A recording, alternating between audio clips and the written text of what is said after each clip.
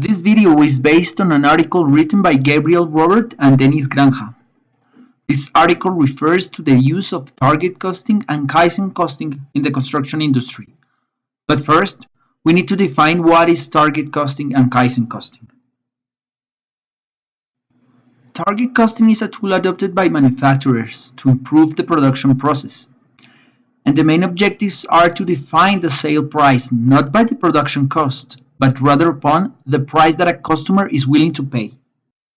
And also to analyze costs during the production process and to reduce the production cost without any losses in quality. It is very important to motivate all of those involved in the process. But how to reduce the production cost without losing quality? This can be achievable by defining what value is. Value is defined by the following equation: functionality divided by the cost of the item. So in other words, you can increase the value by increasing the functionality or by reducing the cost. Cost reduction using Kaizen techniques basically works like this. You need to ask yourself if the process adds value to the client and if the client is willing to pay for this process. If the client won't pay for this, then this process must be eliminated. Now, what is Kaizen costing? Kaizen means in Japanese continuous improvement, and Kaizen is a cost reduction system where you at least sustain the cost levels and systematically make efforts to achieve the desired cost level using the PDCA cycle. The main tool is, again, the value analysis.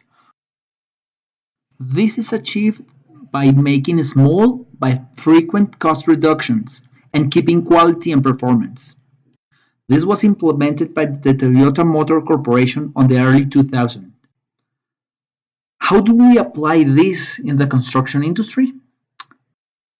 Standardization, reduction of time, reduction of variability are some of the items that you want to take into account when performing the Kaizen approach. Continuous improvement must be focused to fulfill the client's expectations. So it is very important to be very clear about what the client wants and what the company understands as value added. This is the point when two of the most important surveys are performed. What is important for the client is the first one, and the second one is how can cost be reduced from the construction point of view. So first, we need to make the identification of the value from the client's point of view. And then the identification of value from the company's point of view. In this particular example, the client was handed a questionnaire, and the results were that the client perceived that the most important items were the cooling systems of the building. However, there were some things that the client did not consider as important, such as the brand of the bathrooms and the type of the internal flooring. The company also made this analysis, and there were different areas where costs might be reduced. For example, the lighting systems of the building and the brands and furniture of the bedrooms. These items were not important to the client. This is where target costing was implemented. The Kaizen costing was implemented by executing suggestions from the employees. This is why motivation is very important in this type of projects. There were ideas to reduce the excess of motion.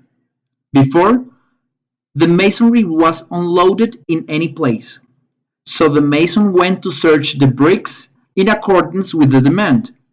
This meant that the mason must go and look for the materials and then carry them to the site.